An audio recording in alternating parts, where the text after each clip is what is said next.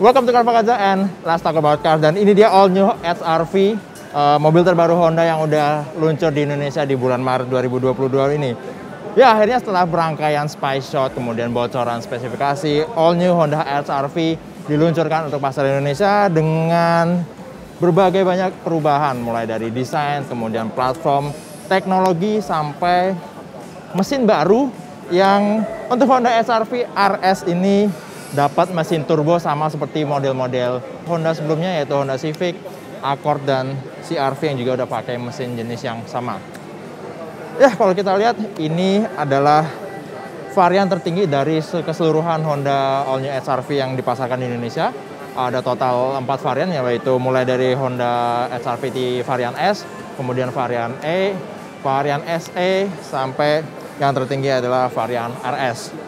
Kalau kita lihat tampilan dari HR-V varian RS ini beda dibandingkan varian dasar yang ada di bawahnya.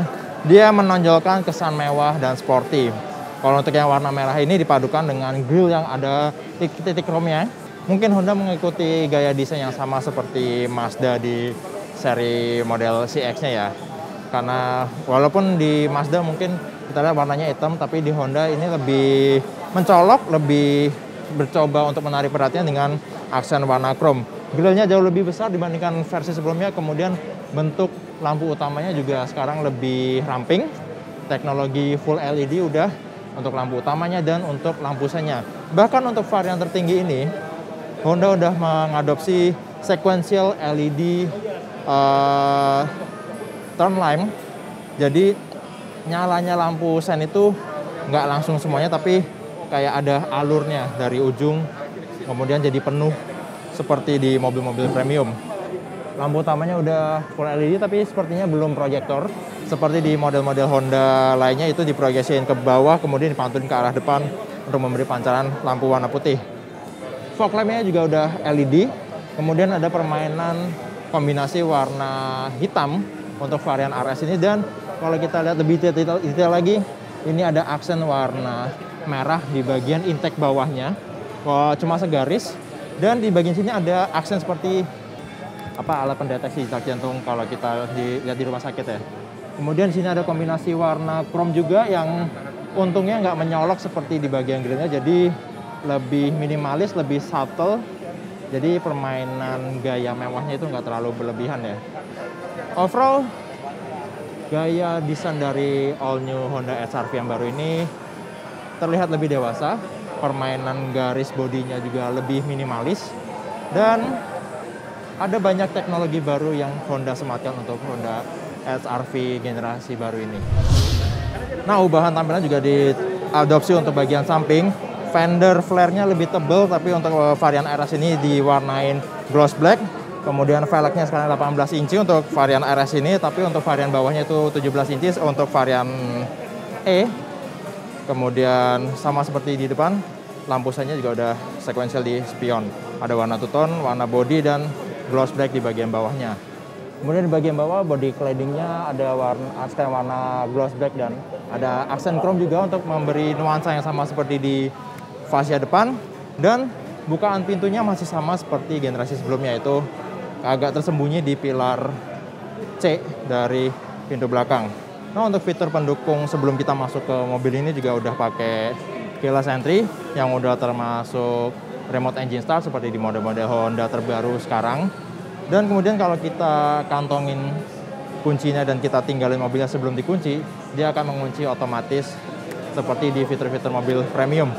Dan untuk pintu bagasinya juga udah pakai power tailgate yang pakai kick sensor. Nah, untuk tampilan bagian belakang dari all new Honda HR-V ini juga berubah total. Dan seperti saya bilang, desain mainstream mobil-mobil baru sekarang yaitu adalah LED bar yang nyambung menghubungkan lampu belakang kanan dan kiri. Tapi di sini Honda juga memainkan grafik LED bar yang baru untuk bagian bawahnya, seperti terpotong-potong. Tapi di sini ada LED bar yang lebih besar lagi untuk memberikan tampilan yang lebih memiliki identitas dan punya ciri khas untuk HR-V generasi baru. Dan ini untuk emblemnya RS Turbo untuk menegaskan perbedaan varian dan teknologi mesin yang ada di varian tertinggi ini. Dan seperti di bagian depan dan samping, bumpernya itu warna hitam dengan aksen chrome garis sepanjang fascia belakangnya. Nah, seperti di mode-mode Honda lainnya untuk yang mesin turbo, knalpotnya juga ada 2, jadi tampilannya menjadi berkarakter lebih sporty. Nah, seperti saya bilang tadi, Honda menyematkan banyak sekali fitur baru, termasuk untuk mendukung kenyamanan dan kepraktisan berkendara dengan Honda HR-V ini. Termasuk salah satunya adalah hand-free power tailgate, jadi pintu bagasinya bukan hanya bisa dibuka tutup secara elektrik, tapi juga bisa dibuka tutup dengan tendangan di bawah bumpernya.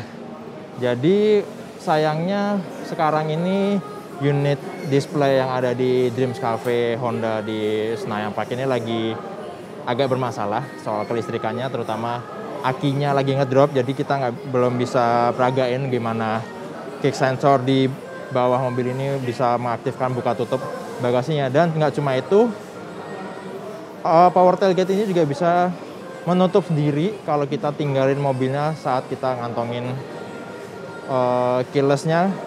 Kalau misalnya kita nggak sempat atau lupa nutup mobil ini pintunya secara manual.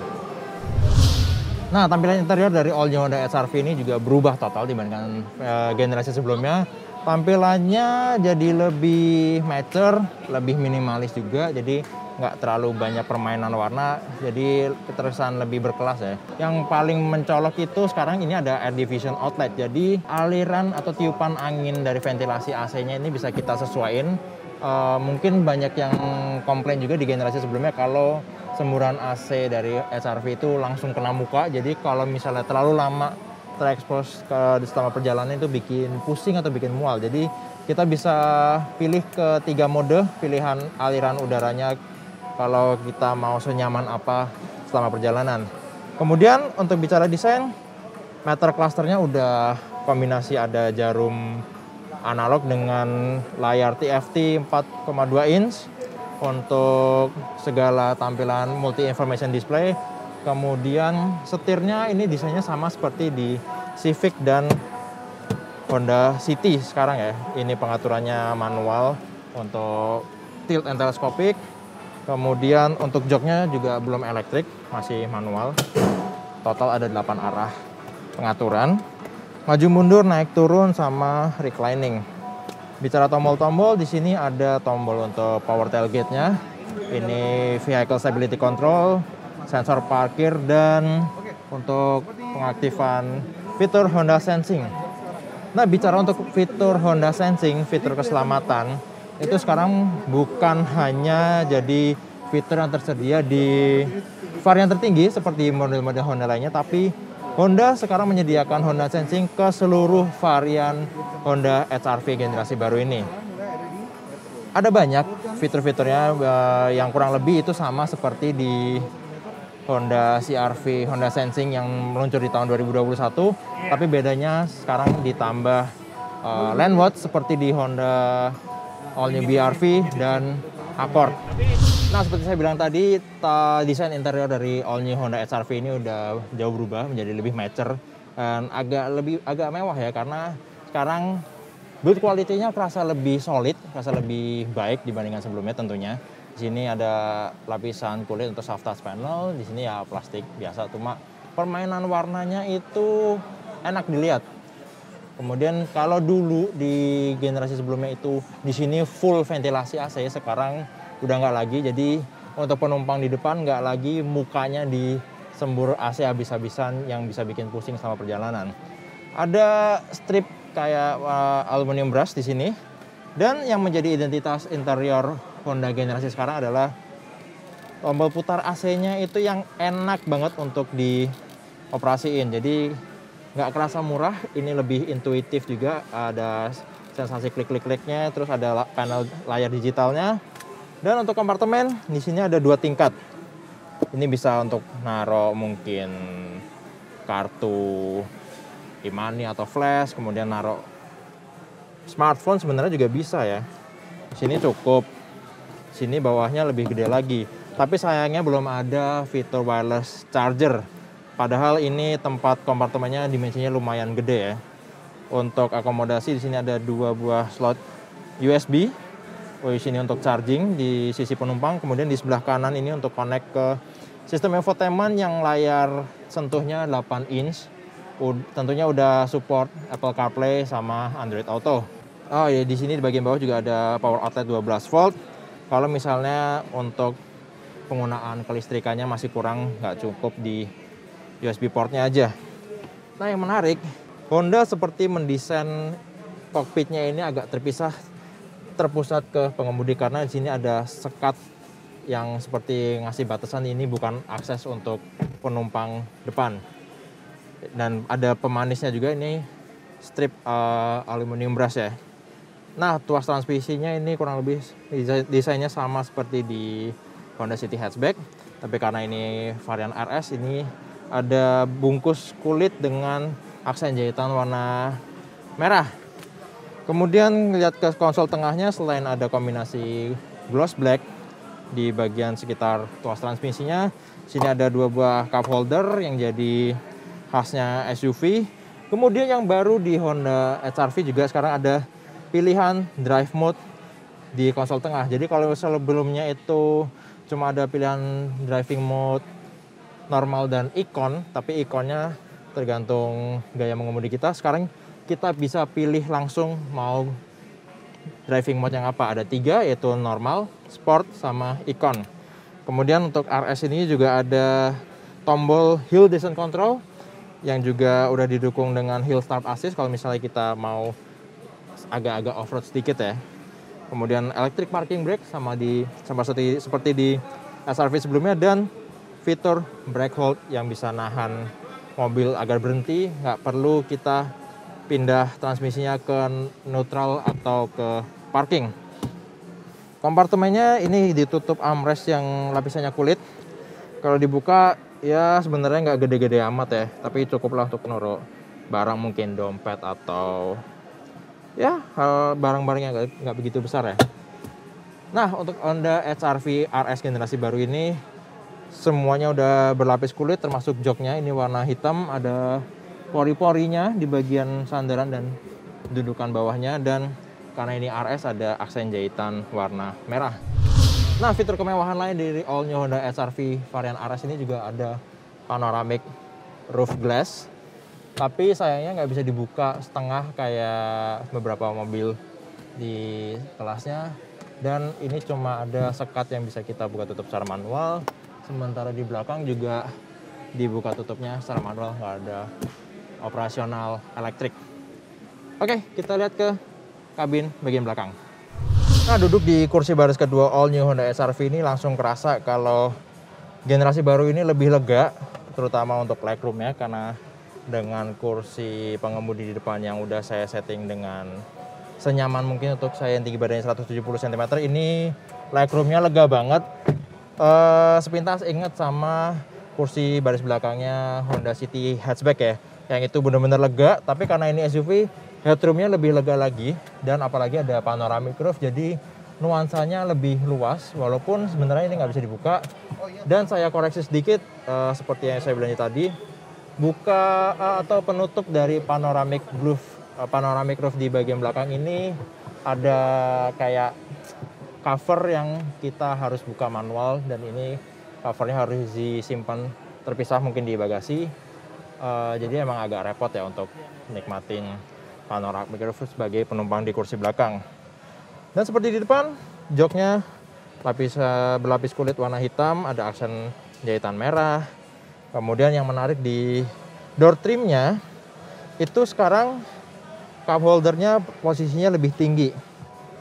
Jadi di bawah ini semua tinggal speaker aja. Terus untuk di tengah standar armrest yang kalau bisa dibuka, ini ada 2 buah cup holder. Masing-masing headrest di 3 kursi belakang ini bisa diatur, bahkan bisa dilepas.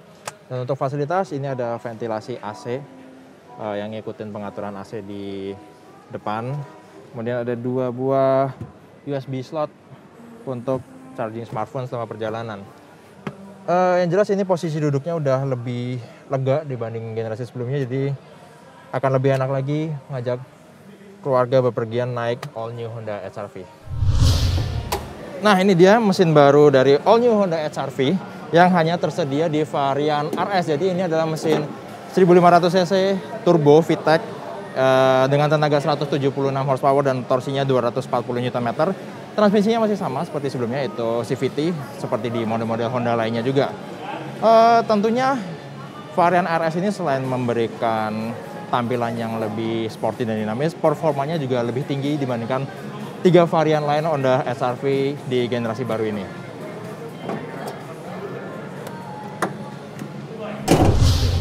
Nah, jadi itu dia first impression review kami untuk all new Honda HR-V, terutama untuk varian RS dengan mesin turbo dan rangkaian teknologi keselamatan canggihnya dari Honda Sensing. Jadi nggak salah kalau Honda pakai tagline exceptionally impressive untuk mobil ini, karena emang perubahan yang dibawanya itu benar-benar impresif.